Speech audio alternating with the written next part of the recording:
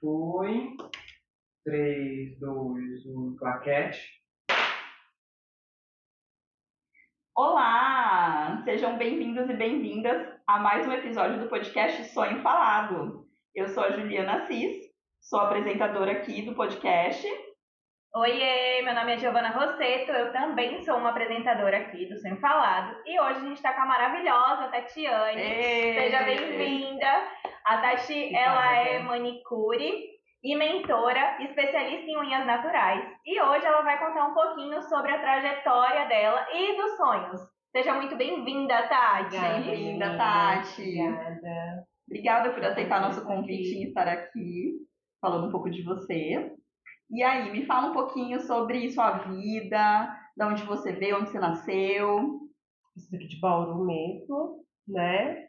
Tenho 35 anos. Sou mãe solo de um casal. Isso é muito importante você enfatizar, porque a gente tem muitas mães solo aqui no nosso país e você representa essa classe de mulheres tão guerreiras que precisam ali todos os dias estar lutando, trazendo para casa, né, o sustento. Tem empreendedoras, né? Tem muita mãe solos empreendedoras. No meu caso mesmo, foi essa questão de conciliar o trabalho com a maternidade ali, encaixar tudo. Escola, e a rotina de casa e a rotina de filhos, trabalho. Foi Então, desafiador, então. foi, Ainda é, né? Ainda é. Mas foi essa dia necessidade que te puxou Sim, na real. para ser empreendedora. Sim. Fantástico. Ô, Tati, mas conta um pouquinho mais de quem é a Tati. Conta um pouquinho da sua história. Você é filha única, tem irmãos? Conta um pouquinho de quem é você. Vamos entender mais quem é a Tati. Sou mais velha de 5 irmãos, né?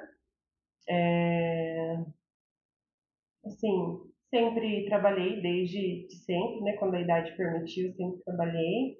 Então, a nossa vida sempre foi uma vida mais simples, né? Mais humilde. E eu sempre queria poder ali, não via a hora de poder estar complementando, porque eu via o esforço que meus pais faziam, né? Então, como mais velha ali, eu peguei um pouco daquilo, né? E de responsabilidade. Então, assim que a idade permitiu, já comecei a trabalhar, ajudar dentro de casa. E fiquei nesse processo, né, até os 18 anos, que foi a fase que eu saí da casa dos meus pais, né? Fantástico. E como foi essa saída, Tati? Foi planejado? Foi construído? Foi uma coisa muito desejada, planejada não. Foi muito planejada. Por que desejado? Porque, assim, eu não, assim, eu vim de um lar, como eu posso dizer, meus pais, né, veio de um padrão, assim, complicado, né? Meu pai tem problema com álcool, a minha mãe ali também veio de uma família grande, né, de 13 irmãos. Então a gente hoje, através do autoconhecimento, eu percebo, né, não teve aquele acolhimento emocional, aquele ponto de vista de que você está lidando com uma criança, né? Então foi tudo assim muito empurrando com a barriga, do jeito que eles deram conta. E conforme eu fui me abrindo para o mundo, eu fui vendo que podia ser diferente, eu escolhi aquilo. Então foi onde eu fui para o mundo para poder ter ali a minha vida de acordo com o que eu achava que era mais saudável para mim. E foi tranquilo? Essa saída foi tranquila? Não foi tranquilo. Foi assim, o marco da ovelha negra, vamos falar assim. Foi onde eu ganhei o rótulo oficial. Foi taxada ali, ganhou a premiação de ovelha negra, porque literalmente eu pulei o muro, peguei as poucas coisas que eu tinha e fui. Já era maior de idade, tinha então a sua liberdade, né, perante a justiça, então você já tinha sua responsabilidade por conta própria nesse sentido. Eu já trabalhava? Já trabalhava. Eu já tinha feito uma tentativa antes, né? Mas como eu era menor, eu fui para casa de uma tia. E aí, por eu ser menor, né, então essa questão eu voltei, mas aí com 18 eu fui mesmo. E como que seus pais viram isso? Eles sofreram bastante, né? Como eu sofri também, né? Saí muito magoada, né? Por um padrão, assim, que o lar, assim, muito sofrimento mesmo, não tinha harmonia. Então, assim, de certa forma eles sofreram, né? Porque, querendo ou não, pai e mamãe, por mais que eles fazem coisas ali repetindo padrões mesmo que inconscientemente, mas eles amam os seus filhos da forma deles, mas sim. Então foi muito sofrido, mas para mim foi libertador, assim. Eu sofri na questão das mágoas, das coisas, porque como eu não tinha, ainda estou trabalhando nisso, na questão da maturidade emocional, então eu saí assim com muita mágoa, né? Então, Estava muito ferida ali estava para ter tomado muito essa escolha de ferida, sair de sim. casa aos Não 18 foi assim anos. só porque eu queria ter liberdade, eu queria fazer coisas que meus pais não deixavam. Não era por isso. Eu queria mesmo era Romper. ter Tá. liberdade de ter o meu espaço ali com paz e harmonia. Era isso que Você eu estava buscando uma gostaria. tranquilidade. Uma tranquilidade, exatamente. Ô, Tati, quando você saiu da casa dos seus pais, foi morar sozinha, por conta própria? Como é que foi esse processo? Não, eu falo que tudo que acontece tem um lado bom e ruim. Sempre acaba favorecendo alguém, mesmo que indiretamente, né? Eu, assim, desejava muito, eu me visualizava morando sozinha. Então, mesmo sem ter condições na época, e aí eu ia procurando ali perto do meu trabalho, edícula, enfim, buscando várias possibilidades, né? Esse primeiro trabalho, qual que era o seu ofício? Eu trabalhava numa fábrica, eu trabalhava de auxiliar de produção, né? E aí nessa fase eu mudei de emprego, que ganhava um pouquinho mais, né? Quando eu fui morar sozinha, que também era a mesma linha, era fábrica, né? E aí uma menina do meu trabalho antigo, ela me ligou um mês depois que eu havia feito 18 anos. E ela falou se eu ainda queria morar sozinha, porque ela morava ali perto do bairro onde a gente trabalhava, então eu sempre estava ali perguntando para ela. E aí ela falou se eu ainda estava, né, nos meus planos morar sozinha, que tinha uma moça que havia perdido a mãe, era só as duas, e ela queria alguém, assim, né, que fosse mais de confiança, uma pessoa mais tranquila para poder dividir os gastos. Então foi assim, Aí você viu como uma oportunidade. sim, uma oportunidade, porque na verdade eu falo que as coisas na minha vida aconteceram porque eu desejei muito, não porque eu acreditei. O poder do desejo também tem o Seu peso, seu né? peso, o seu resultado. Eu não sabia de que forma, mas eu queria muito. E aí foi dessa forma, né? De uma forma catastrófica para ela, né? E hoje também ela é uma empreendedora grande aqui na cidade. Ela ela cresceu, ela foi uma pessoa muito batalhadora também, né? Sozinha, assim, também um exemplo de superação. E foi dessa forma. Aí depois de um tempo, de uns meses, eu segui realmente sozinha. Foi ali para eu tomar um fôlego, né? Eu fui, consegui levantar um dinheiro, fui lá na loja de móveis usados, comprei tudo, geladeira, fogão, tudo que eu precisava ali do kit de sobrevivência. E aí fui levando a minha vida. Não foi o plano perfeito, mas Não foi foi, o plano que aconteceu, né? foi Foi do jeito que deu. como tudo. Eu vou desejando e vou dando passo, e ali eu vou me abrindo para as possibilidades que eu faço com isso, como eu posso resolver. Sim, sim. É legal a gente lembrar, porque assim, a gente projeta um plano perfeito, né? Então eu imagino que você já estava idealizando e sonhando com uma casa do jeitinho que você queria, com tudo pronto. E às vezes tem muita gente que acaba esperando esse momento acontecer da casa pronta, da casa própria, da casa dos sonhos, para daí então dar esse primeiro passo.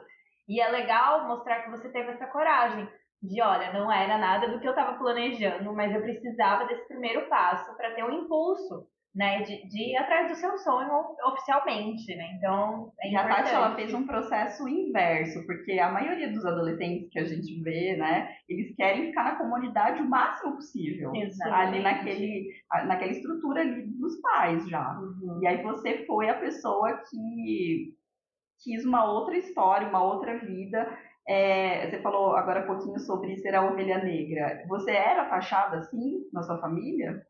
Ai, desde muito pequena, porque eu sempre fui a bocuda que gosta de pontuar as coisas. Se vinham falar pra mim alguma coisa, assim, a pessoa tem teto de vidro, e fala, mas ué, você falou isso, você faz isso também, você tá cobrando isso de mim? Então eu sempre fui aqui, tipo, não concordava e pontuava as coisas. E nem todo mundo é preparado para receber esse tipo de feedback, né? Nem, tipo assim, até eu me preparo, que a gente dá, mas também, né? A gente tem que saber receber, né? E quais referências que eles faziam em relação a você por ser assim?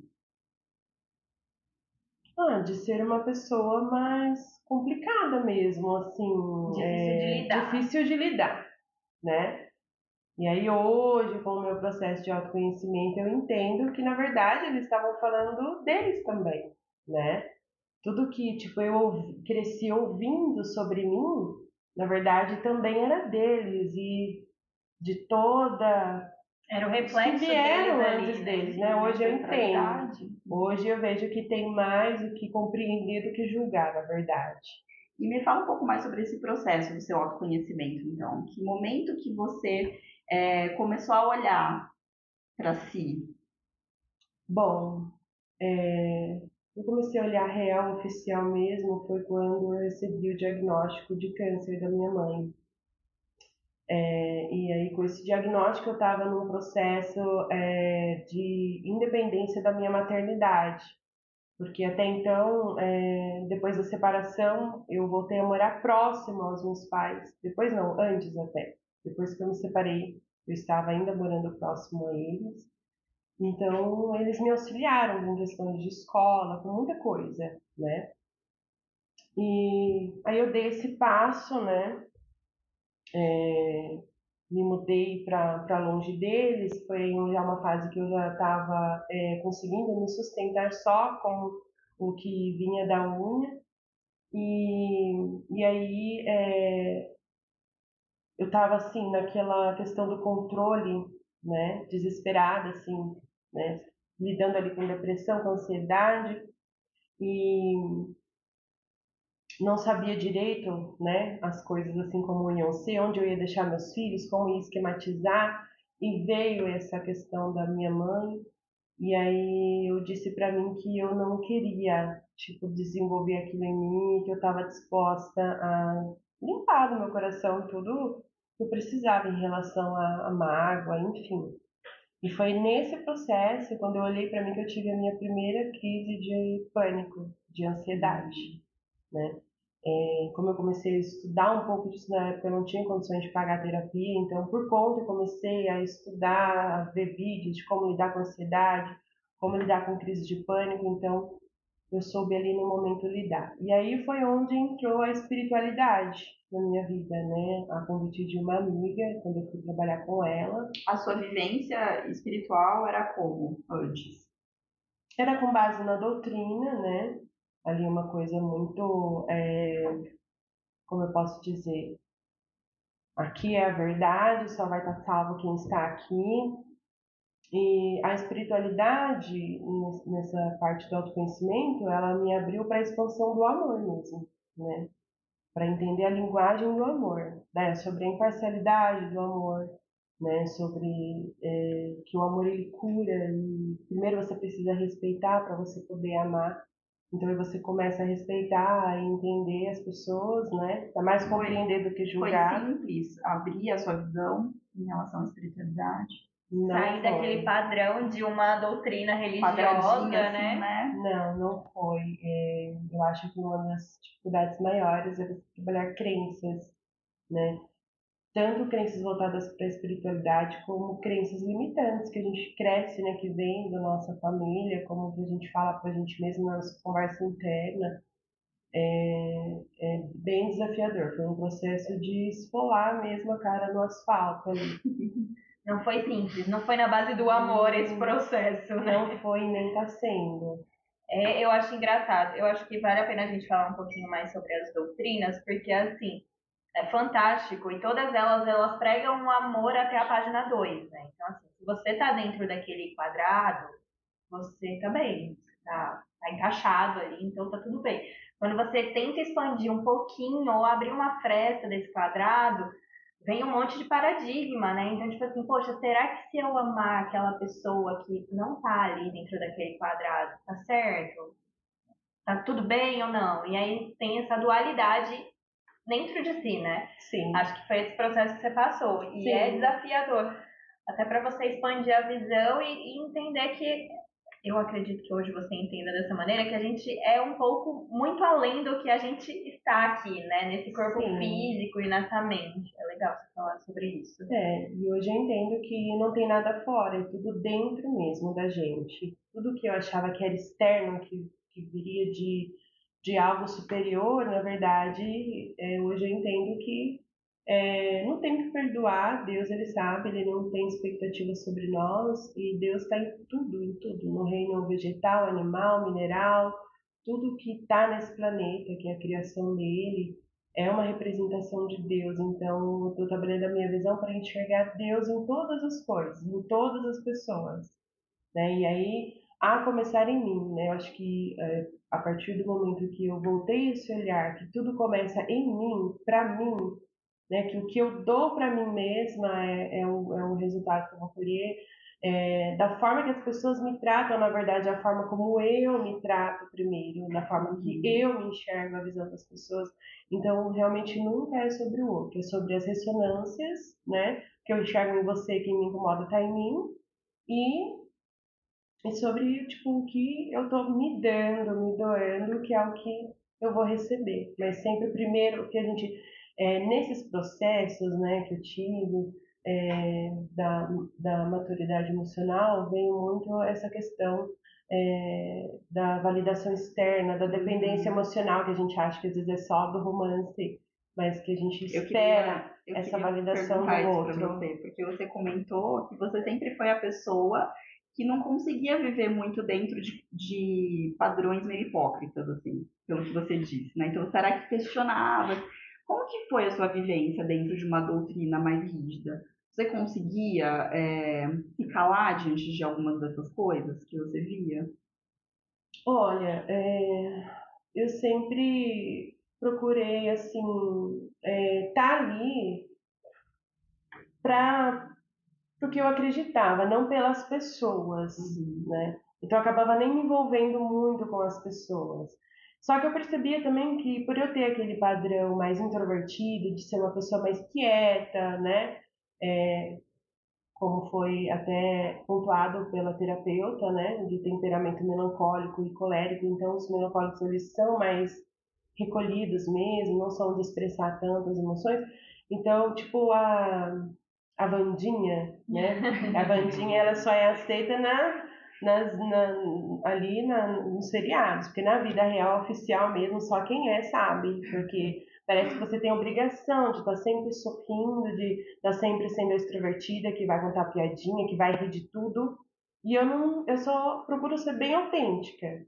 Então, eu tenho mais facilidade de, como em qualquer lugar, assim como lá, né, dentro da doutrina, e com qualquer pessoa que eu me relaciono, sempre fui muito de observar como a pessoa tratava o outro.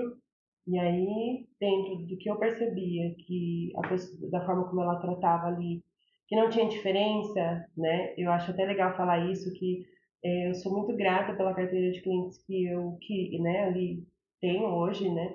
Porque eu sei que são pessoas que dão um bom dia pro porteiro. E então é perto dessas pessoas que eu quero ser, porque eu acho que você ser simples é o que te faz ser grande. Então, respondendo a sua pergunta, ali dentro eu tinha essa postura. Eu sabia que, por mais que tinham aqueles olhares, né, hoje eu entendo que era ressonância, né, e que faltava um pouco de expansão, porque se você começa a refletir nos princípios do amor, você entende que há mais o que compreender do que julgar, e você vai aceitar o outro como é. Então, eu ia lá mais para cumprir esse papel mesmo, de estar ali, tipo, era a forma de eu estar ali buscando a Deus, eu tinha que estar ali, né? Fazendo seguindo um protocolo, então era a minha consciência com Deus. Entendi. Era como tipo como que eu posso dizer? Para você encontrar Deus, você tinha que estar ali. Sim. Era o único caminho para chegar até ele. Tinha a data marcada ali. Sim, e não só isso, tipo, era uma forma que eu elaborava dentro de mim para ser mais leve. Porque se eu ficasse focando nisso, eu me desviava e me sentiria mal. Então eu focava no que me importava. Né? Da necessidade de aprovação. Se você focasse nisso, você não ia conseguir se manter naquele ambiente. Exatamente. E foi essa forma também que me trouxe a questão da resiliência na convivência, né, dos ambientes de trabalho, do salão. né? De você chegar ali, às vezes, de você não agradar todo mundo, né? E você focar que é o cliente que tem que gostar de você, que você não está ali para fazer amizade, você está ali para fazer trabalho, focar no seu propósito faz toda a diferença. Então eu fazia isso lá na doutrina, fazia isso no trabalho também. E aí é interessante você falar sobre isso, porque aí fala um pouquinho sobre essa questão da manicure, Como do que papel, surgiu? e também o estigma, né? Porque aí você falou sobre vários salões, como que a manicure é vista? Sim. Bom, só um pouquinho, né, como surgiu a ideia de manicure, né? Isso. Foi essa necessidade, né, de estar ali, tipo, o que eu poderia fazer? Mãe de primeira viagem tinha muito medo. Ai, meu Deus, meu filho vai engasgar na creche, ninguém vai ver. Eu era bem receosa quanto a isso. Então, pensando nas possibilidades, foi onde eu fui ali e dei o primeiro passo ali, né, como manicure. E aí, vivenciando esse mundo, eu pude entender ver assim, a dificuldade, né, dos estabelecimentos, né, da área da beleza, de construir uma equipe. Assim, o feedback mais pesado que eu tive de uma pessoa, né, que na verdade ela conversando com outra pessoa, né, e ela acabou me repassando esse comentário bem pesado de que a manicure era o câncer do salão. Nossa, Senhor amado. pesado, hein? Sim. E aí você começa a ver, assim, porque a manicure aqui não deu certo, tipo assim, não terminou os estudos, né? Muitas também encaram como algo temporário, né? Vão ali fazer um bico até arrumar algo fixo, né? Elas sentem mais segurança no CLT. A questão da comunicação, né, com o cliente, de perguntar da vida da pessoa, coisas que não importa, não vem ao caso, e também da conduta ali do que fala entre os parceiros, né? Fofocas, comentários em si. Não só isso, não é só da manicure, mas enfim, que isso fica mais registrado, fica mais marcado para a categoria das manicures. Tá. É muito louco isso, né? Porque hoje em dia eu não consigo visualizar um salão sem manicure, por exemplo. Então é muito louco ter esse estigma e você ter ouvido. Eu imagino que tenha sido até doloroso. Sim, Porque, tipo, gente, um salão sem manicure não existe. Inclusive, existem hoje salões exclusivos disso, porque é uma Sim. necessidade de mulher. E é uma coisa que mexe totalmente na nossa autoestima, né? Tipo, quando a gente tá com a unha feita, a gente se sente E a mais brasileira bonita, é né? muito Muito apegada a vaidosa, isso, né? De unhas feitas. sim.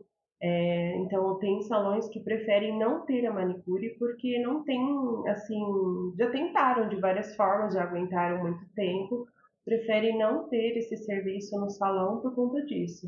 Porque quando consegue, é difícil conseguir, quando consegue, tem essas questões, né? Da conduta, da comunicação, do comprometimento, da responsabilidade. E você, como uma pessoa que está na área faz tempo, como que você percebe? Qual que é a raiz desse problema? Você acha que é o salão? Você acha que é a própria pessoa que começa a trabalhar como manicure? O que acontece nessa interação, essa dinâmica que acaba não dando certo? Então, levando em consideração que eu tive que trabalhar dentro de mim para não desistir, porque assim, tudo que eu pontuo hoje que desclassifica a manicure, né, tirando a parte de ser indiscreta, porque eu sempre procurei ser uma pessoa mais. Eu só sei da cliente o que ela quer que eu saiba, eu Você não não fica fico instigando perguntando, ali, né? porque isso para mim ali não Fazendo inquérito, importa. né? Eu acho que o importante é você saber o jeito que ela quer, se quer que lixa, se quer que, né, o formato, enfim. Então, assim, eu já fui todas essas tudo que eu pontuei, assim, de não ter muita responsabilidade, de estar ali, é, tipo, deixa a vida me levar, Encarando como um temporário sem mesmo. comprometimento e tal. E aí eu tive que tomar essa decisão, né? Porque eu comecei a fazer unha um pouco antes, eu ainda não tinha filho, né? Aí foi quando eu tirei o que eu vou precisar fazer, o que eu preciso alinhar para trazer excelência. Então eu já fui tudo isso. E aí essa falta eu acho que o que precisa é a mudança da mentalidade, é a mentalidade do profissional. Porque ela entra, muitas das vezes, achando que ela está prestando serviço para o salão. E, na verdade, ela é uma subempresa que está ali aproveitando aquela estrutura até ela ter a carteira de cliente dela e, enfim, fazer o nome dela e alçar voos maiores, ter o espaço dela, enfim, Isso né? é muito legal Talvez de você passar falar. de comissão para uma sublocação. Sim, na realidade até essa visão de empresária, né? Ainda que Sim, microempresária tem uma visão de meta, sim, de organização e de ser. A gente hoje em dia tem muita empresa que é eupresária, né? isso, Sou eu comigo mesma ali, mas eu tenho que ter toda uma meta, eu sou uma empresa. sim. É uma formalização, é isso? Exatamente. E, por exemplo, tudo que você vai começar, vender cosméticos de catálogo, você está começando. Você está começando do zero. Então, você tem que entender que vai ser um processo. Sim. Que vai ser um processo que você vai ter que dar o seu melhor, saber receber feedback, né? Ah, eu tenho dificuldade nisso, então, eu tenho dificuldade na esmaltação. Vou assistir vídeo, então, sobre dicas de esmaltação. Vou perguntar para minha coleguinha do lado, olha, como que você faz? Como que eu acho que eu deveria fazer dessa forma? Né? Porque ela tem que, a mentalidade que precisa mudar é isso, é de que ela está fazendo para ela, não é para o salão nem para o cliente. A fidelização do cliente vai ser uma consequência somente, É isso entende? mesmo. Então ela tem que ter que ela tá vestindo a camisa ali da empresa dela, né? E nem todo mundo tem logo de cara condições de montar uma estrutura com um cafezinho, com um ar-condicionado, com uma poltrona confortável. Então você tem que estar ali trabalhando isso, ter até gratidão, porque às vezes a pessoa desenvolve, poxa, na terça-feira, por exemplo, que é um dia mais parado para unha tradicional, né? Uma cliente que você atende, você já tem que ter consciência de que você vai dar o teu melhor para aquela cliente voltar. E aí, de repente, a tua terça-feira já vai estar cheia. Entende? Porque tem clientes que gostam de fazer mais no começo da semana. Ou mudar, tipo, nossa, passei o dia inteiro hoje e atendi uma cliente só. Você não vai pensar naquele dia, você vai pensar na média da semana. Né? Trabalhei de terça a sábado, atendi quantas clientes? Então, a minha média por dia trabalhado é essa. Minha média de ganho, né, semanal por dia é essa. Então é um raciocínio Isso, que vai trazendo que precisa mudar. leveza, exatamente, que vai trazendo leveza para o processo e você entende que uma hora você vai colher. Ô, Né? Tati, e falando de como foi o início e como foi esse processo porque hoje em dia eu vejo que você tem muita clareza em todo o processo, mas Sim. no início é difícil, né? E quando que você se viu como essa pessoa que poderia ensinar outras pessoas? Deixa eu só tirar uma dúvida antes, porque assim, eu não sei. O que é uma unha tradicional? Uma Porque, assim, unha eu estou tradicional. começando agora a pintar minhas unhas, mas eu não entendo nada ainda. A unha tradicional é o básico, é o arroz com feijão. Ah, É a modelagem, cuticulagem e a esmaltação, né? Aí depois tem agora o alongamento, né? Que foi uma coisa que eu não me identifiquei, não quis desenvolver, mas o básico é esse. E a mentoria ela vai trazer isso. Você precisa ter excelência no básico, porque se você a unha ela é acabamento do começo ao fim, né? A modelagem, a cuticulagem. Se você deixa rabo para trás, na hora que finaliza, aquilo vai ficar. A esmaltação ela é a cagueta do rolê. Ela entrega tudo que ficou ali para trás, né? E a cuticulagem dessa mulher, gente, é maravilhosa. Sim, e até isso, tipo, eu acredito que o que me ajudou nesse processo foi fazer pra mim, como se eu quisesse, como se eu estivesse fazendo pra mim. Porque às vezes eu recebo, assim, feedback de clientes, ela fazia bem, mas depois começou a relaxar. Ou seja, a cliente se sente enganada, né?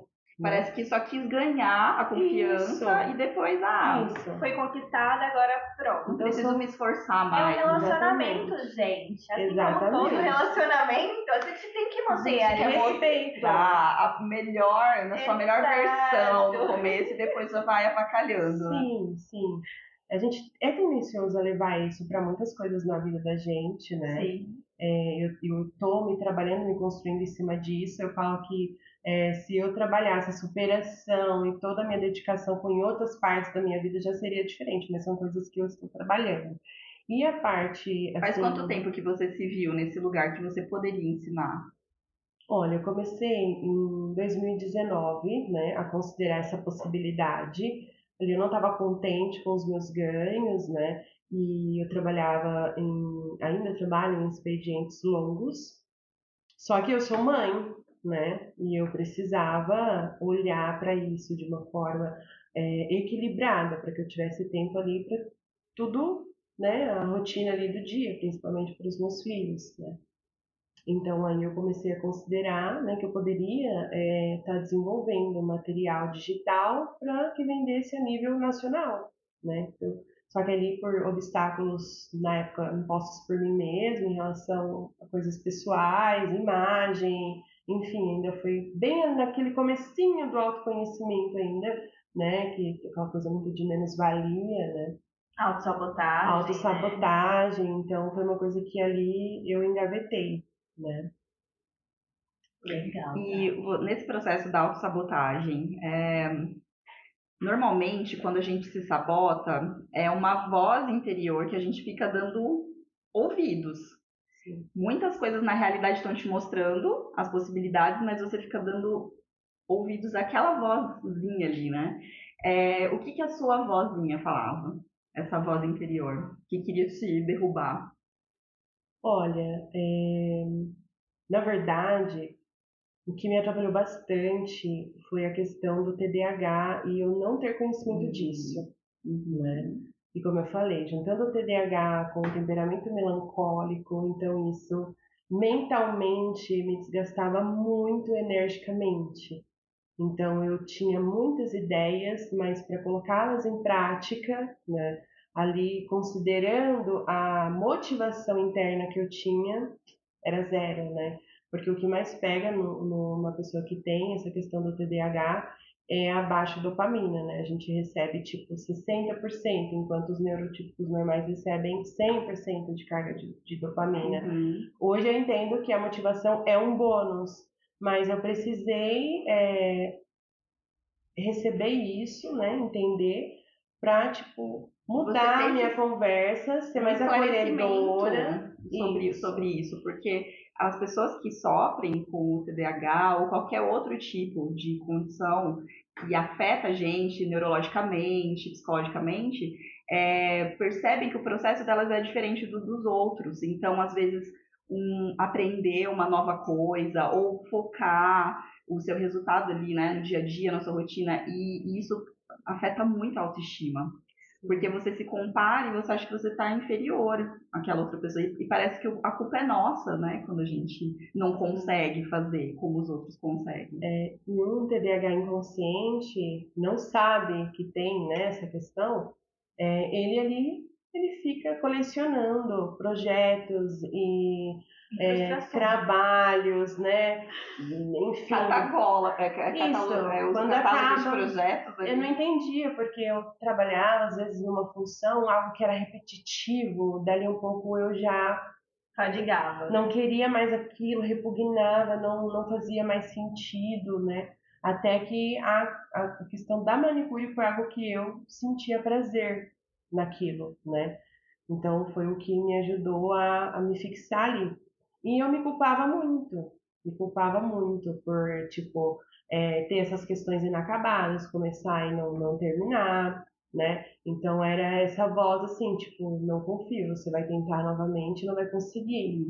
Então era sempre aquela energia de frustração, de incapacidade, a conversa interna era essa. Então, ter o diagnóstico do TDAH foi importante para eu me entender, tirar essa culpa, mas também procurar a ressignificação, né? O que eu faço com isso, né? Não me defino, porque o TDAH ele te leva para um padrão de mediocridade profundo mesmo, né? Imagina uma pessoa que só vai fazer o que ela tem prazer. Então, não dá. Ela age como uma criança mimada, né?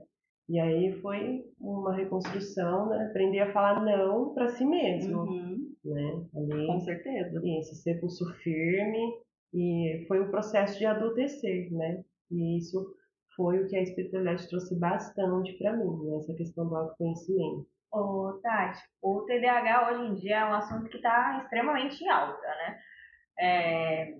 Como foi você buscar e descobrir esse diagnóstico? Que eu acho que é um desafio muito grande. Porque, por exemplo, hoje em dia, eu acredito que todo mundo se encaixe, ou a grande maioria se encaixe em vários requisitos, Sintomas, né? Sintomas, enfim, do TDAH. Como é que você começou a descobrir, a despertar e a procurar esse diagnóstico? Foi nesse processo, de quando eu descobri, né, o câncer da minha mãe, e para lidar também com a depressão, com a ansiedade, porque o TDAH ele te leva para isso, né, pela baixa da dopamina, pelas frustrações que aquele ciclo, né, do comportamento traz ali.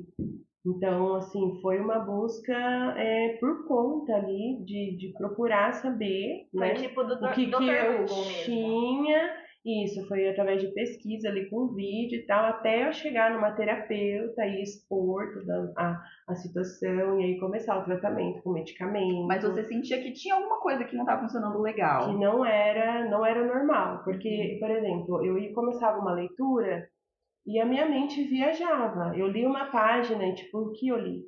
Eu não lembrava de mais nada. Você lia, mas não lia, né? Sim, por quê? Porque às vezes era algo necessário e importante, mas que não era legal para mim.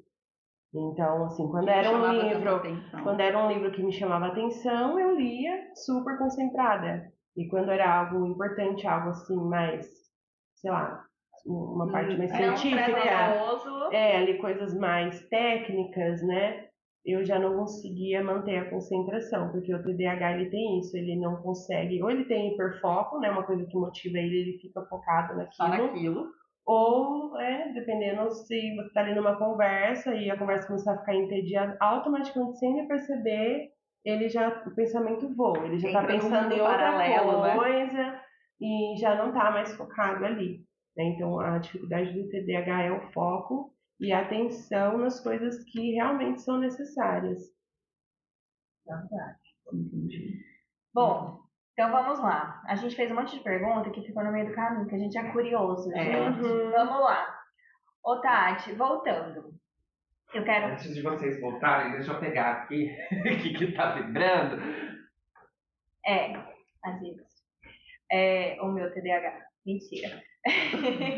Ô, Ju, mas fala um pouquinho, antes da gente fechar esse assunto, da importância de procurar uma ajuda profissional, porque muita gente está vivendo por um período de estresse grande que esses sintomas eles aparecem. A falta de foco, a falta a estafa mental, a falta de vontade. E aí a gente vai para o Google e sempre ou é TDAH ou é burnout. Sim. E às vezes é só um processo que a pessoa está passando, um período. Eu acho legal também dar uma dose de esperança para essas pessoas, porque nem todo mundo que está ouvindo aqui, gente, calma, vocês não têm TDAH até um profissional diagnosticar isso. É muito importante que a gente não fique se autodiagnosticando. A internet tem muitas informações e eu acho que o Google pode ajudar bastante nessa questão aí de você tentar encontrar as respostas, mas como a Tati falou, ela também foi atrás de um profissional para comprovar o que ela estava percebendo. Então, a gente pode sim, olha, eu pesquiso aqui sobre algumas coisas que eu estou sentindo, mas sempre tem que ter um profissional para embasar aquele diagnóstico. Então, um neurologista, uma psicóloga que pode te ajudar a aprofundar um pouco mais nesses sintomas e saber se realmente é um transtorno ou um episódio, algo que está acontecendo ali naquele espaço de tempo na sua vida devido a outras circunstâncias.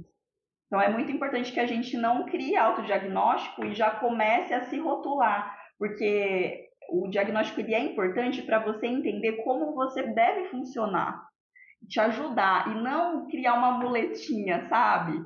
Então eu tenho TDAH agora, todo mundo tem que me aceitar do jeito que eu sou e eu vou ficar assim. É exatamente o contrário disso. Sim, porque tem que haver, assim, o caminhar é sempre da gente, né? E só o medicamento não resolve, né? Porque se você não tiver ali uma planilha, uma rotina do dia, né? Um planejamento, ao invés de você fazer aquilo que é importante, você recebe a dopamina e você vai lavar o banheiro.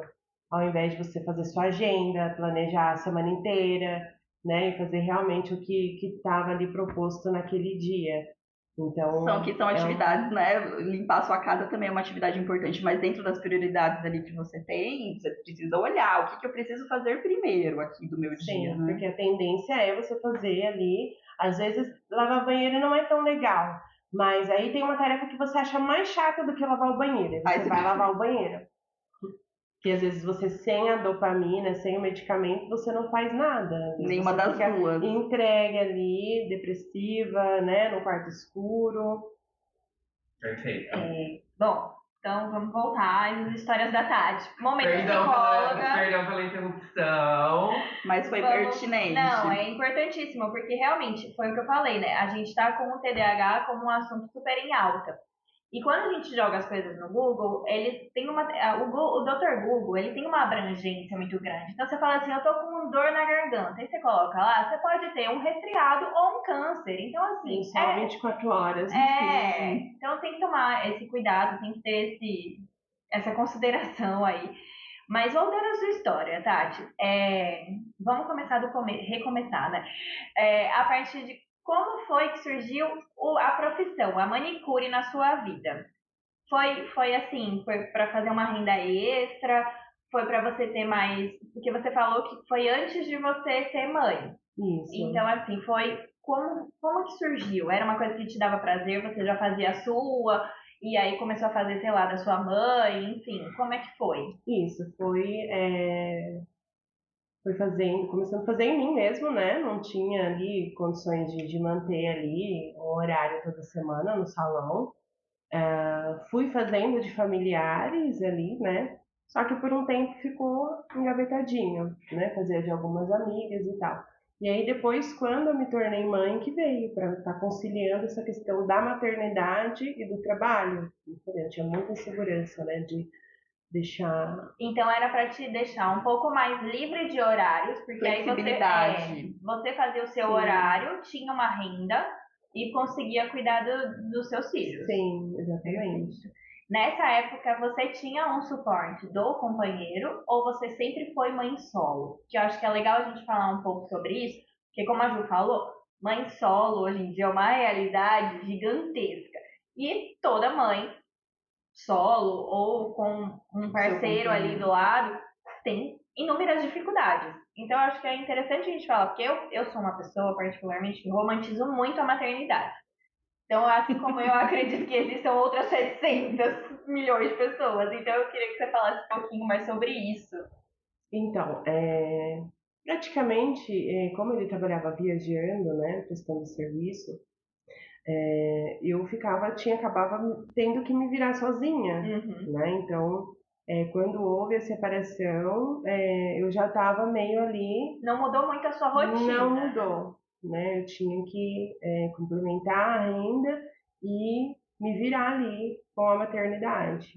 Então, já foi um processo ali de uns 3 anos assim, né? Quando eu comecei a trabalhar e a, né, lidar com a maternidade, para depois eu seguir mesmo oficialmente solo, de forma solo. Porque infelizmente, né, infelizmente mesmo, a minoria das mães acabam, mesmo com um companheiro, né, acabam tendo que se virar sozinha mesmo. Não há ali um compartilhamento ali é muito difícil, dos cuidados, ali uma proatividade, né? Porque eu acho que seria muito lindo se não precisasse ser pedido, não precisasse sinalizar, olha, né? E às vezes acaba a gente que você se fadiga porque isso vem, eu acho, né? Que a mulher tem que dar conta de tudo, da casa, do filho, e tá linda e maravilhosa.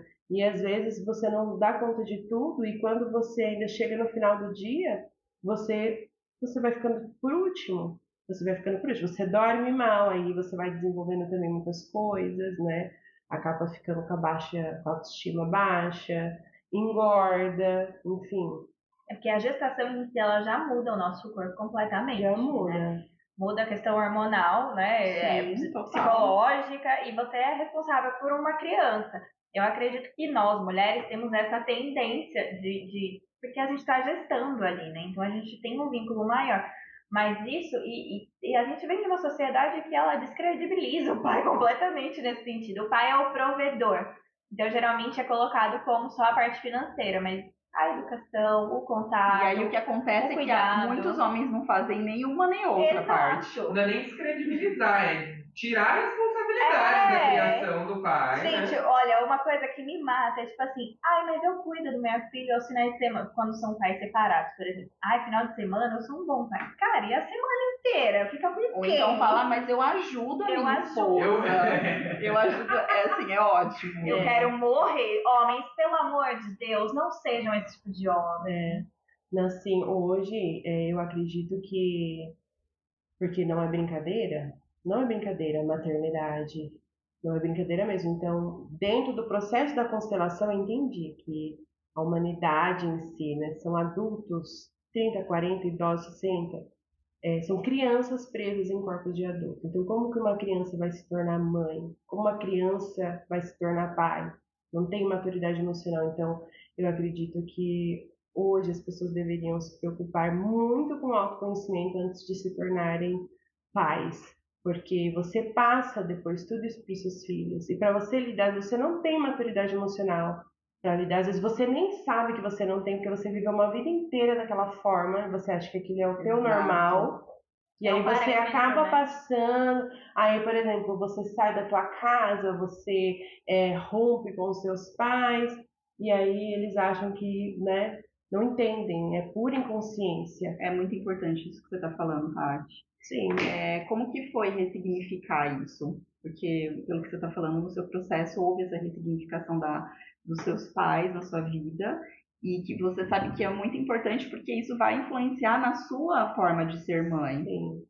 Sim. Assim, tanto do meu lado profissional como a questão da maternidade, né, só começou a andar, né, a melhorar quando eu comecei a ressignificar essas coisas, né? Quando mudou a conversa interna comigo, eu me permiti errar, né? De entender que eu tô aqui para aprender, né? Que tá tudo bem, né? Você expressar sua vontade, né? Enfim, e eu fui compartilhando isso com os meus filhos, né? Então, isso veio trazendo também para a parte profissional, aonde eu fui acolhendo e aceitando, né, ali as minhas raízes, né, entender tudo que aconteceu foi de forma inconsciente. Então aí assim eu comecei a acreditar que era possível, comecei a ganhar força para a vida, a acreditar que eu podia mudar os meus pensamentos, né, no que eu acreditava e que eu era merecedora, porque às vezes a gente vem num padrão de né, familiar da qual você não se sente merecedora de ser próspero, de ser feliz, de talvez ter um casamento ali, um relacionamento que seja, né, da forma que a pessoa escolher, né, não necessariamente precisa ser oficializado ali no papel, da forma que cada um bem entende, mas para complementar a tua felicidade, né? Eu via que eu, na verdade, estava procurando tampar buracos ali, vazios, né? Com muita coisa. Então, na hora que você preenche da forma correta, né, e você aceita como é, e começa a praticar essa questão do amor, a começar em você, e começa a fluir. Porque o amor cura tudo, né? Todo tipo de relacionamento, tudo. E é o que te dá força, porque esse trabalho da mentoria veio isso, essa questão de fazer por amor. Levantar, erguer a bandeira das manicures e mostrar que a gente pode fazer diferente. Só que, assim, eu acredito que dá para honrar, né, essa classe mudando a mentalidade. É a primeira coisa, né? Mudar o teu relacionamento com você mesmo, porque aí o resto vai ser consequência. E aí você vai poder levar isso para o teu lado pessoal, né, para a família, para os teus filhos, enfim. Vai abranger tudo. Vai abranger tudo. Então, o objetivo maior desse treinamento, para mim, o objetivo, a missão, é fazer com que as pessoas se tornem pessoas melhores, assim como eu estou buscando, né? Eu não sou a manicure perfeita, né? Mas estou no processo de estar alinhando, mas só essa intenção e você estar ali vivenciando o propósito, estando consciente, vigilante, né, das coisas que vão acontecendo. Bom, eu não vou agir da forma antiga, né? Para eu trazer uma melhoria, eu tenho que pensar e agir dessa forma. E vivendo um dia de cada vez, trazendo, resgatar, né, essa criança. Né? Eu aprendi isso na constelação, né? Que A criança, a partir do momento que ela percebe que ela não recebe amor, ela deixa de se desenvolver emocionalmente. Então, assim, o processo do adultecer é isso, né? É você ir mudando, né? Não se definindo na ferida. É porque a criança, ela terceiriza o cuidado. Sempre tem alguém para cuidar da criança. E aí, quando você é um adulto que não adulteceu, você também terceiriza a sua responsabilidade. Então, é como se todo mundo tivesse que cuidar de você e você só receber. Exatamente. Então, a missão maior dessa mentoria é isso. É mudar essa mentalidade, fazer com que cada uma se torne melhor para si mesma e aí entender essa expansão que vai ser num todo. Fantástico. Ô Ju, a Tati falou aí umas 2, 3 vezes sobre constelação. O que é a constelação? A constelação é um método terapêutico de observação. Então, é através de técnicas, tanto técnicas onde pessoas podem representar ali situações da sua vida, como também objetos, nós conseguimos ver de fora algo que esteja acontecendo, um conflito, alguma coisa que está acontecendo com você e você não está ainda consciente daquilo. Então, a constelação ela é uma técnica dentro de várias terapias, uma delas é a terapia sistêmica familiar, e ela pode ser aplicada em qualquer pessoa, e desde que essa pessoa tenha claramente um tema para falar sobre. E aí, falando sobre temas, a questão do dinheiro, como que é? Porque para crescer profissionalmente, você tem que ter uma relação legal, né? Sim. É um Então, desafio. hoje, o meu foco em relação ao dinheiro é olhar para a minha criança interior, né? Resgatar isso e trabalhar a minha relação com os meus pais, porque aí, como você está explicando o tema, a relação com os pais, né? Hoje eu entendo que qualquer pessoa que também tenha dificuldades em fluir na vida, há muito mais do que compreender do que julgar. Essa pessoa não tem nada com nada, é um preguiçoso, é isso ou aquilo, né? Então, olhar para essa relação com os pais. Eu tive que olhar para isso, né? De acordo com a constelação, o dinheiro com a mãe vem e o dinheiro com o pai fica, né? Aliás, quando você aceita a tua mãe, o dinheiro vem, quando você aceita o teu pai, o dinheiro fica. Então eu pude entender, porque às vezes eu trabalhava tanto, eu falava, poxa, eu trabalho muito, né? Faço faxina de domingo e trabalho durante a semana e fazendo unha e trabalhando até 10 horas da noite. Parece que sempre acontecia coisas ali para o dinheiro esvair. Sempre endividada, sempre, tipo assim, ganhando só ali para pagar as dívidas e às vezes com muito sufoco, né? Então eu precisei estar olhando para isso, para a relação dos meus pais e também da questão do merecimento, né? Da lealdade inconsciente, porque você tem aquele padrão de escassez financeira ali e você, se você não olha para isso, você vai repetindo aquele padrão, né? Você falou sobre o merecimento. Enquanto você não acredita que você merece crescer financeiramente, o dinheiro não fica na sua mão. Ele até pode chegar a você, mas você vai fazer alguma coisa para ele não ficar. E de repente você até deseja, só que você não acredita que é possível para você, né? Então foram essas crenças que eu vim trabalhando em relação ao dinheiro. Ô, Tati, você disse também que quando você procurou o autoconhecimento oficialmente, foi quando sua mãe foi diagnosticada com câncer. E aí foi um processo de autoconhecimento para você lidar com essa dor, ou ir também para você lidar com essa dor e não reproduzir alguns padrões que você via na sua mãe e que você consciente ou inconscientemente estava reproduzindo para os seus filhos. Como é que foi esse processo, assim? Então, na verdade, as crises de ansiedade que eu tive por conta disso foi pela questão do controle. Você perdeu o controle total. Isso, tipo, de aconteceu porque para mim receber o diagnóstico dela nesse sentido foi como se eu tivesse recebido assim, tipo, decreto de morte dela. Sua mãe vai morrer, né? E eu sempre tive aquilo de tipo, eu quero prosperar, não só essa questão, mas assim, que eles olhassem para mim e vissem que eles pudessem partir tranquilos, né? Não tendo nenhuma preocupação sobre mim. Mas isso era algo assim, ridículo, né? Muito ridículo, porque é uma coisa que, como se eu não pudesse partir antes deles, né? Então, é, foi assim uma infantilidade, uma ignorância eu pensar daquela forma. Mas é que eu queria controlar, tipo assim, não, minha mãe não pode morrer antes dela, tipo, ver que eu tô bem. A ovelha negra deu certo, A ovelha mãe, negra fica deu aqui. certo na vida, né? E eles, tipo, partirem em paz em relação a mim, né? E o processo de autoconhecimento, ele te ajudou a realizar essa mentoria? Como é que foi você se ver hoje como uma professora, uma mentora? Hoje você é uma mulher empoderada, dona de si, Sim. maravilhosa, mas eu Somos. acredito que foi um processo para construir esse sonho de inspirar. Hoje em dia você é uma inspiração para as outras mulheres. Então, como foi esse processo de você se ver como mentora e professora? E tomar coragem de expor isso, né? Sim. Divulgar. Porque Sim. você falou que ficou engavetado esse sonho aí por algum tempo. Sim, ficou. E assim, eu já até passei isso, né, num círculo de mulheres que eu participei, né, aqui com essa maravilhosa, né. Eu acredito muito que a cura do mundo, ela vem através da cura das mulheres. Porque é a mulher que está ali nos bastidores. É a mulher que está cuidando, administrando de todos os filhos, para o pai poder sair e trabalhar, para o filho poder estudar, né? Então, uma mulher curada, ela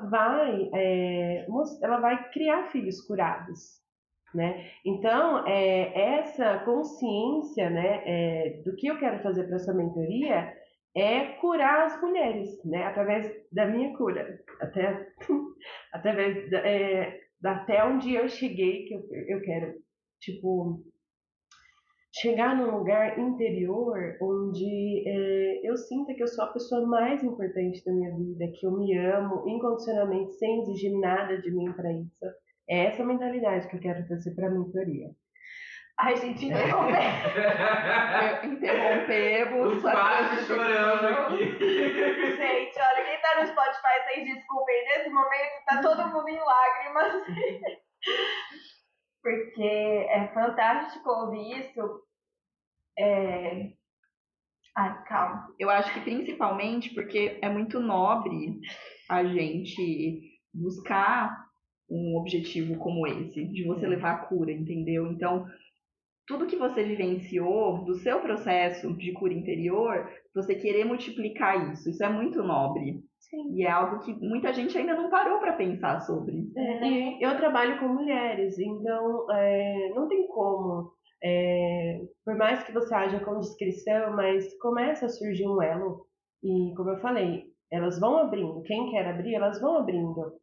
E aí é a oportunidade que eu tenho de compartilhar também de processos meus ali, porque eu entendo as ressonâncias. A gente atrai as pessoas, né, com as dores ali semelhantes a que a gente tem, né? E nós mulheres carregamos muitas dores.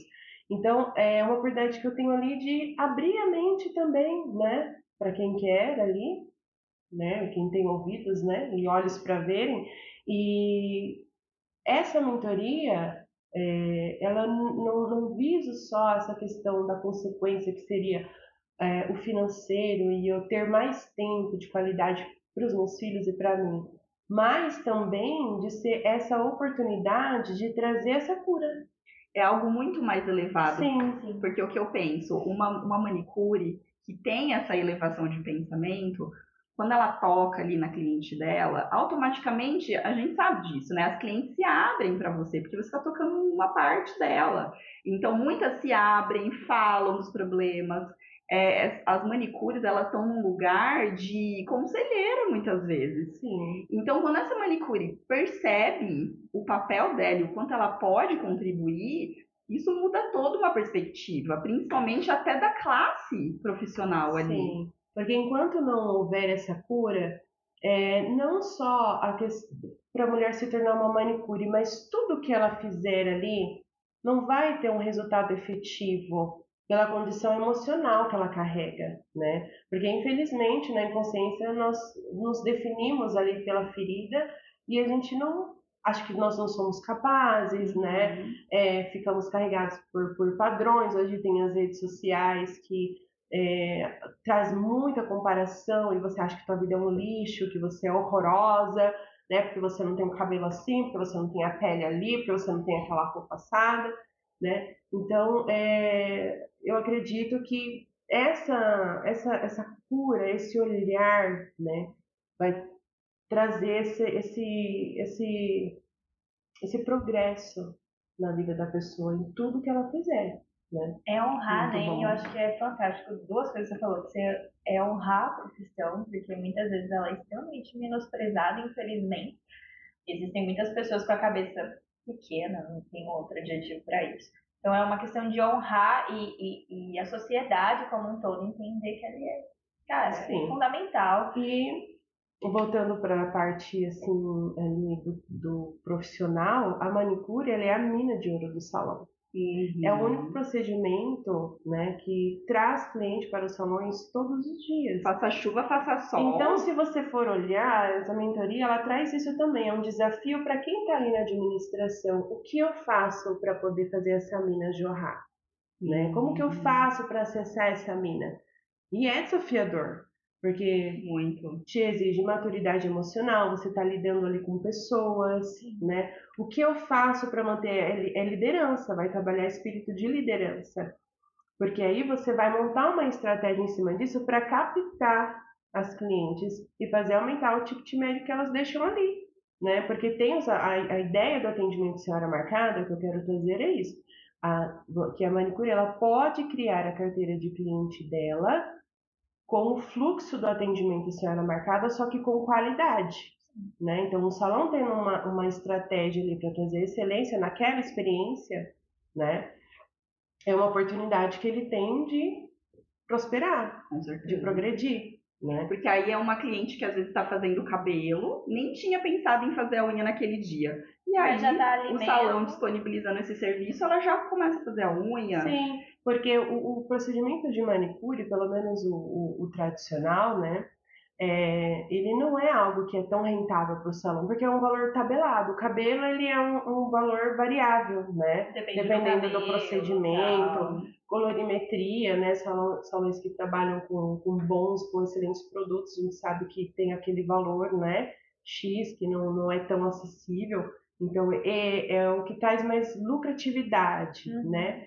Porém, tem essa questão da manicure trazer essa rotatividade, esse fluxo ali para o salão, e que é o maior desafio. Então, é um processo ali pessoal de quem está à frente da liderança, abraçar e ver o que precisa ser feito em questão de liderança para ajudar. Né? E aí quem quer abraçar o processo também vê ali uma oportunidade, né? Porque aí vai havendo um filtro. Quem realmente quer, né? Porque aí nessa mentoria eu quero trabalhar isso, que é o meu processo, até como TDAH, é comprometimento, responsabilidade, né? Ali, dedicação, disciplina com o processo. É o chamado de quem quer fazer a diferença. Exatamente. Assim como você faz a diferença. Eu não tive lá atrás ninguém que fizesse isso por mim, que eu tive feedbacks ao longo do período, né? Então eu fui trabalhando em mim também, que eu sou uma pessoa que eu não gosto de receber feedback, mas eu falo que é um não gostar involuntário, na hora ali eu, né, me espremo, mas depois eu reflito sobre aquilo, não, realmente tem razão, é uma oportunidade que eu tenho de me aprimorar, então vamos lá, né? Então, assim, para trazer leveza, né? Eu quero resgatar o espírito da criança, porque cada cliente, né, cada pessoa é uma singularidade, então é um atendimento personalizado. Às vezes você fez uma unha muito bem, mas de uma outra cliente você não conseguiu fazer tão bem. Então, assim, trazer esse processo da criança do fluir, né? Quando a criança começa a andar, ela nem sabe, ela está seguindo o instinto, ela nem sabe no que vai dar aquilo. Né? Ela começa a engatinhar, levanta cá, quando ela vê, ela está andando. Então, trazer isso do meu processo, que é permitido errar, que pode ser divertido, que pode ser leve, que você não vai acertar 100% do tempo, que vai ter cliente que vai gostar de você, vai ter cliente que não vai gostar, e a gente tem que saber receber isso. Ela fez com você, né, com a Ju, e às vezes ela vai querer fazer, olha, eu quero fazer só com a Gi, não quero fazer né? E a gente saber receber isso, né? E também de saber se posicionar. Aceitar as escolhas das porque pessoas, essa né? questão de o cliente tem sempre razão, comigo não funciona. cola, não funciona, né? Tem que haver um respeito, né, das duas partes, da mesma forma que a cliente tem o direito de atender quem ela fazer com quem ela deseja, a profissional também, de se posicionar e falar, olha, tem que ser dessa forma, e se a cliente não quiser, ela fica à vontade para continuar, né? Sim, encerrar e essa pessoa Encerrar procurar ali uma e outra. procurar uma outra profissional que talvez aceite ali a forma que ela costuma lidar, né? Certo. Bom, acho que hoje a Tati já deu uma belíssima aula, colocou a gente para dar umas boas choradas. Eu fiquei com o olho cheio de lágrimas inúmeras vezes aqui. Tati, maravilhosa. Mas aí eu queria fazer Gratidão. uma pergunta importantíssima. O que é sucesso para você, Tati? Sucesso hoje para mim, é poder ostentar uma saúde mental, me sentir bem comigo mesma, fazer o que faz sentido, o que preenche meu coração. Sucesso é você ter tempo de qualidade para você, para tua família, né? E quando você começa a entrar nesses processos, olhar para a morte, né? Eu li um livro que eu recomendo muitíssimo, que é A Morte é um Dia que Vale a Pena Ser Vivido, e lá a escritora faz uma analogia onde ela fala que muitas pessoas passam pela vida, né? E só acordam ali naquele momento, né? Ali de fazer a passagem, onde elas querem se reconciliar, e então elas vivem uma vida inteira como se elas estivessem numa sala ali sem móveis, e ela tá ali no cantinho, né, escondendo a cara, e ela acha que só porque a morte não tá vendo, ela não está vendo a morte não está vendo ela, né? Então, olhar para isso me fez acordar, né, saber que a gente tem um período, um prazo aqui, né? E então, para mim, ter sucesso hoje é isso, é me sentir feliz, também independente de qualquer situação que eu esteja passando, independente se é algo desafiador, que ali está me moendo, me espremendo, ter essa questão do domínio da mente, né? Não se identificar com os pensamentos. Então, para mim, hoje ter sucesso é isso. Muito bom. Tati, e fala pra gente o seguinte, qual que é o próximo passo, o próximo sonho que você tem aí? O próximo sonho, eu já estou vivenciando ele, né? Iniciei lá atrás, em 2019, antes da pandemia, né? Quando eu dei o primeiro passo e emiti o meu primeiro passaporte, fazer esse processo de imigração para Portugal, né? Sempre sonhei em morar na Europa, acho que o meu temperamento melancólico busca por aquele, eu sinto que eu estou voltando para casa, né? Eu amo a arquitetura de lá, enfim, sou apaixonada por Caio tudo. nem pode falar nada sobre já isso. começa a escorrer uma lágrima. Eu também não vejo a hora de voltar, mas agora tem um podcast, gente. Vai demorar um pouco. E por ter essa possibilidade, né? Meus filhos são um presente de Deus na minha vida. Eu agradeço demais por eles existirem na minha vida, porque eles me trazem muita motivação. Não sei o que seria de mim se eles não tivessem, né, entrado na minha vida. Então, em busca de uma segurança, em busca de um ensino melhor, de uma qualidade de vida melhor em questão de poder de compra também, mas principalmente esse tempo de qualidade que eu vou ter com eles, né, e poder experienciar, abrir, né, que tipo a minha casa não é só o quintal que eu moro, nós moramos no planeta Terra, né? Quem está aberto para isso, a gente pode ter nessa vida, conhecer muitos lugares, conhecer muitas culturas. E está embutido nesse sonho você levar a sua profissão para lá? Sim, sim. Eu tenho planos de ter franquias e também de estar trabalhando essa questão do digital, né? Expandir, estar lá vivendo, onde tem essa liberdade geográfica, né? E ter essa possibilidade de estar tendo ganhos através de material digital, que vai estar trazendo toda essa estrutura aí, honrando a classe das manicures. Que lindo, Tati. Hoje, a facilidade, né, dos materiais digitais, você pode estar em qualquer lugar do mundo e continuar mentoreando pessoas, Sim. seja aqui no Brasil, seja mulheres brasileiras que estão fora do Brasil. Sim. Muito obrigada. Eu que agradeço. Pela sua meninas, Pela sua presença, por essa aula de vida, que hoje foi Gratidão. sensacional. Muito obrigada pelo convite, pela presença. E por Agradeço partilhar fazendo parte. tanta coisa boa, assim, porque hoje foi uma aula incrível. Muito Eu que obrigada, agradeço Tati. pela oportunidade. A Tati é uma por você. amiga querida, maravilhosa. E eu me emociono muito de ouvir a sua história. Começou de novo. Vai lá. Porque é uma história de superação. E você inspira muitas pessoas. E agora, com essa possibilidade da sua história ser multiplicada e de mais gente te conhecer, eu tenho certeza que o seu discurso, aquilo que você fala com tanta autoridade, porque eu sei que você é uma pessoa que fala de verdade, com a alma, você vai poder transmitir essa elevação de pensamento. Você é uma pessoa muito, muito elevada, amiga. De verdade. Gente, nós de somos. verdade. É que Nós assim, somos reflexos uma da outra e vamos juntas. A gente também está nesse processo, né? Vocês estão Sim. falando de pessoas que escolheram colocar as palavras para andar, né? Sair da Isso mesmo. mediocridade. A gente está nessa era, né? De transbordar no amor, de viver no que realmente importa, de respeitar as escolhas, né? A gente está aqui no mesmo propósito, né? É Muita isso. gratidão por estar aqui com vocês. Muita Estamos mesmo. muito Vocês felizes. também são pessoas que eu admiro demais pelo coração que vocês têm, né? Eu sempre observei isso. Me acheguei em vocês porque eu também enxergo isso, que vocês respeitam os outros, aceitam como eles são. Isso é muito importante, o mundo precisa disso. Eu agradeço demais porque vocês vocês também não sabem, me gente, inspiram o que é estar muito. dentro de um abraço dessa mulher. Se vocês encontrarem na Abraço rua, quentinho, pode pedir, se eu vocês adoro. encontrarem na rua, pede um abraço dela pra sentir essa energia. Vocês não sabem o que significa, de verdade. Nossa, É isso. tá, Lembrando, gente, somos reflexos uns dos outros. Bom, gente, vamos encerrar por aqui.